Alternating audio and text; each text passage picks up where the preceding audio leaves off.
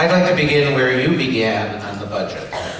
There's another way to solve the $190 million cut for the schools, and that would be to give up on either the 7% property tax cut that's in the budget or the $400 tax rebate. Given the darkening economic clouds and given the issues the city faces, why not begin there?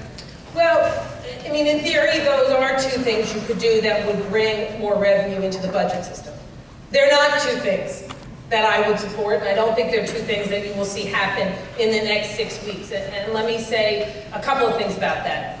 One, it's important to note that with both the 7.5% property tax rate reduction, but also with the rebate, those are in the budget for next year. I think it's responsible to have those in the budget, but I also think it's responsible to not plan into 2010 when things could be worse. It's the right thing to have those in the budget for 1 year. Now, some would say take them out, put those monies back into the budget. But the truth is, as New York City heads into the recession, as food costs go up, as gas costs go up, as rent is poised to go up in this city, I think it's appropriate for us in the city to find ways to cut back on how much we're spending on city services to make it a little easier for New Yorkers and to give them a little bit more money in their wallets during these tough times. So I would much prefer to go in to the city's budget and find places where savings or cuts could be made that will be less harmful than the way these are poised than take away those breaks right now, which are two of the only ways New Yorkers are really getting a little money back. Let me take you to 1 year from now, and you said the prospects for 2010 could be more difficult. I would say they're likely to be much more difficult. That's true. The state has an expansive budget this year that almost certainly can't be repeated next year, and the city's prospects for tax revenue also looks weak in 2010. There's growing calls throughout New York State, if not the whole country, for taxes on the wealthy to solve the problem.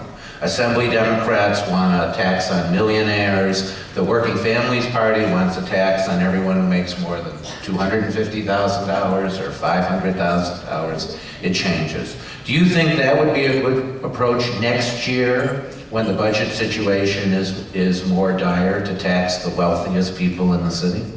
I think Greg is right when he says that 2010 is going to be a lot worse. And that's why, let me just say, when some folks that look at the 2009 budget, they might say, well, there's a lot of money there. There is a surplus.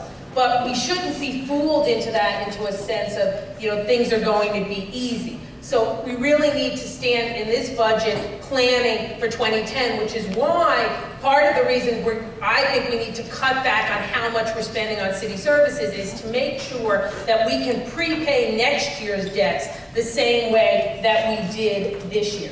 Now that said, I don't think a proposal of taxing people who make, say, $200,000 or $250,000 a lot more in a personal income tax probably makes sense for next year. That said, the proposal that was out there around raising the personal income tax level for folks who make $1 million or more is something I think that we may have to look at come 2010, and that is an idea that I would not take off the table for 2010.